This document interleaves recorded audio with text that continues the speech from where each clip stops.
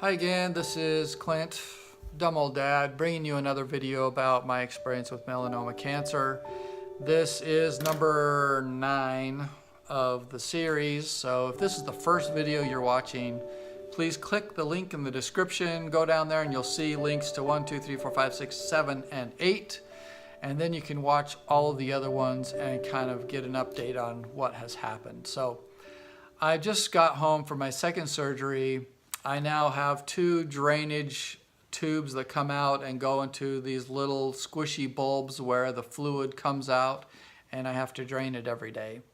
So I'm at home now, and these tubes really, they're kind of connected to my skin with a little, with a stitch. So there's a little stitch that goes into my skin and then connects the tube, so the tube doesn't come in and out. It just stays there.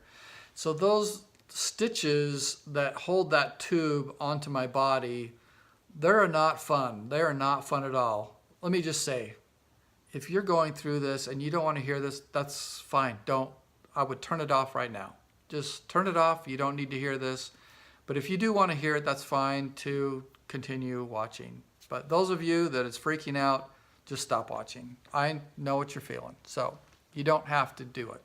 Anyway, so there's a stitch that holds my little tube. The little tubes are, let's see, they're about the size of the inside of, this little pen. And so the tubes come out of your body. They go into a little bulb that's about the size of my hand, like that. And then what you do is you squish it flat, you stick the tube on there, and then you let it go. And so it'll stay flat because now it's sucking the fluid out of your leg.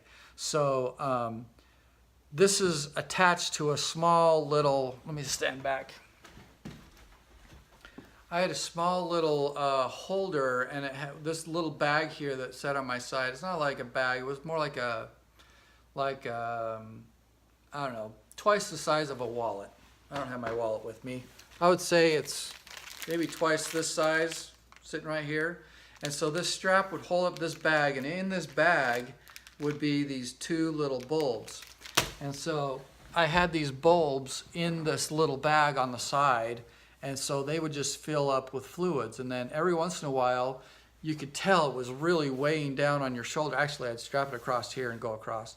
It was really weighing down. I'm going to try and scoot back. Weighing down, so I'd strap over here and right here underneath my shoulder, so really people couldn't tell that I was carrying it around. But I'd have to take them out of these bags and unconnect them from the tubes, and then I would squirt them into little cups, and these cups would have little measuring marks on them. So then I would squirt the fluid into the cup, I would measure it, and I'd write it down with a pen, and then I would dump it down the drain. And you had to keep those clean, so you always had to have something. You wanted to, you didn't want any infection, of course, so you would always clean those out, and those little tubes and stuff. So the nurses will tell you how to do that, and they give you instructions, but still, it's nerve-wracking that this is what's going on. And when you're in the shower, now, I mean, all you have is this thing around your neck. So what I did is I bought a lanyard, and I didn't want this little bag, it was a bag made out of material. I didn't want it to get soaking wet. So I got a lanyard, put it around my neck, and then it had a little clip right here in the middle. And so I would take my 2 little bulbs, and I would pin them to my lanyard. So now my lanyard is holding these two bulbs. Otherwise, they would be just, pulling down on where the incision was, where they were connected into your body. So that's something I would recommend, is just get a lanyard and use that while you're in the shower, so that those bulbs, you have something to carry those bulbs of fluid in. So anyway, taking a shower wasn't really fun. That was really kind of hard, and you had bandages that you had to keep clean and keep clear, and The other thing I would recommend is it's really hard to sleep in a bed because you can't sleep flat. You sleep flat and your leg hurts and your hip hurts. And if you sleep upright, it's too much either. So my family and friends bought me a Lazy Boy recliner. And so I was able to lean back and have my leg not completely flat, have my body not completely flat. You're kind of at an angle like this. Instead of laying flat, you're like this, which really helps and will help you so that you can sleep. So then you can get up out of bed, and if you want to sleep, you can go back as far as you want. Or sometimes I slept every day in that bed because it hurt so bad to lay straight flat. Anyway, get a recliner. No doubt about it, you need to get a recliner if you're going to go through something like this. That recliner will help you sleep. But you'll still have to get up out of bed. You'll still have to go in. I was still doing shots every day as well. I was still emptying these little bulbs. After a while, you start getting better at it, but it's still very painful as well. And I kept all my medications. I would have it on my phone. I would put a timer on my phone, and so every 4 hours it would wake me up and tell me to take them again, because I didn't want to get behind where I could feel the pain and it would start getting worse and worse and worse. And now I'm not up on keeping that pain down. So I tried to keep it in as regular as I could. It still was painful every single day. I'm sorry to tell you that it did. It hurt every day. And there's a point where the little cups of fluid, they start getting less and less every day. And I think it took me 6 weeks before they finally allowed me to remove one of my drain tubes.